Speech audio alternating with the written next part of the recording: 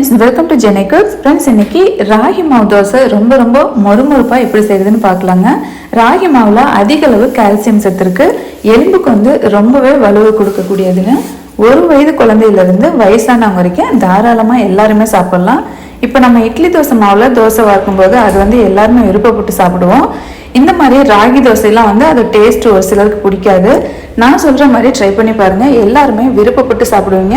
கண்டிப்பாக நீங்களும் டெய்லி வந்து ராகி மாவில் இந்த மாதிரி தோசை வார்த்து சாப்பிடுங்க. இட்லி கூட இதே மாதிரியே ட்ரை பண்ணலாம். இப்போ வாங்க வீடியோக்குள்ளே போகலாம். ஃப்ரெண்ட்ஸ், நீங்கள் நம்ம சேனலை ஃபஸ்ட் டைம் பார்க்குறவங்களாக நம்ம சேனலை சப்ஸ்கிரைப் பண்ணிக்கோங்க. பக்கத்தில் இருக்கிற பெல் ஐக்கானே கிளிக் பண்ணிவிட்டு ஆல் என்ற ஆப்ஷனை மறக்காமல் கிளிக் பண்ணிக்கோங்க. இப்போ இந்த மொறுமொறுப்பான ராகி தோசை எப்படி செய்யறதுன்னு வாங்க பார்க்கலாம். இப்போ ஒரு பாத்திரம் எடுத்துக்கோங்க. அதில் 1 கப் அளவுக்கு ராகி மாவு எடுத்துக்கோங்க. நீங்கள் வீட்டில் வாங்கி அரைச்சதாக இருந்தாலும் பரவாயில்ல, கடை மாவாக இருந்தாலும் பரவாயில்ல.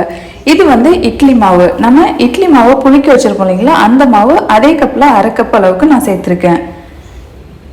1 பங்கு ராகி மாவுனா அதில் பாதி பங்கு வந்து இட்லி மாவு சேர்த்துக்கோங்க. ஆட்டின மாவு சேர்க்காதீங்க. இதுக்கு தேவையான அளவு உப்பு போட்டு நல்லா கலந்துக்கலாம். இப்போ இதில் 1 கப் அளவுக்கு தண்ணி சேர்த்துட்டு நல்லா தோசை பதத்துக்கு நல்லா கரைச்சி விட்டுக்கோங்க. இதில் நீங்கள் தோசை வார்க்கும்போது நல்லா சூப்பராக மொறுமொறுன்னு நல்லா வரும்.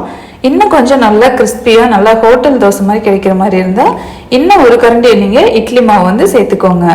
மற்ற எல்லா தானியத்தை விட ராகியில் வந்து அதிக அளவு கால்சியம் சத்து இருக்கிறதுனால நம்ம இதை அடிக்கடி எடுத்துக்கலாங்க. நமக்கு பிடிச்ச டேஸ்ட்டில் வந்து இந்த மாதிரி செஞ்சு சாப்பிட்டுக்கலாம். இதோட முழுமையான சத்துக்கள் நமக்கு கொஞ்சம் கொஞ்சம் வந்து நம்ம உடம்புக்கு சேரும். இப்போ எக்ஸ்ட்ராவாக இன்னும் 1 குழிக்கரண்டி அளவுக்கு நான் இட்லி மாவு சேர்த்துட்டு நான் கரைச்சி விட்டுக்கிறேன். இன்னும் கொஞ்சம் தண்ணி ஆட் பண்ணிவிட்டு தோசை பார்த்து கரைச்சி விட்டுக்கோங்க.